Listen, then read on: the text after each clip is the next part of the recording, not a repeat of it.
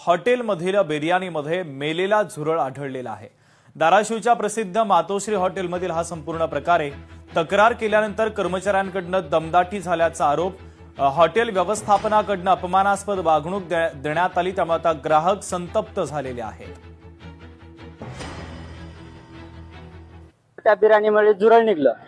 झुरळ निघून यांच्या मॅनेजरकडे आम्ही तक्रार करायला गेलो, तर त्यांचा मॅनेजर सरळ आम्हाला म्हणला की हा बिर्याणी काय आमच्यातली का, त्यांच्या इथं सीसीटीव्ही फुटेज आहेत, सगळे आहेत।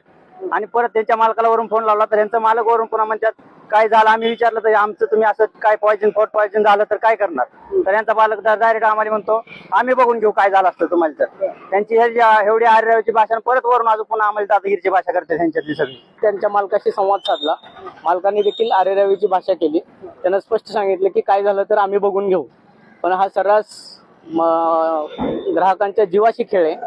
ते उद्या काही उकळून खायला घालतील, त्यामुळे याची शहानिशा झाली पाहिजे। त्याच्यामध्ये काही आर्टिफिशियल टेस्टिंग पावडर आहे का याची जांच झाली पाहिजे, आणि याचा आम्ही तुकाराम साहेबांकडे पत्रव्यवहार करणार आहे आणि रीतशीर चौकशी करायची मागणी करतोय।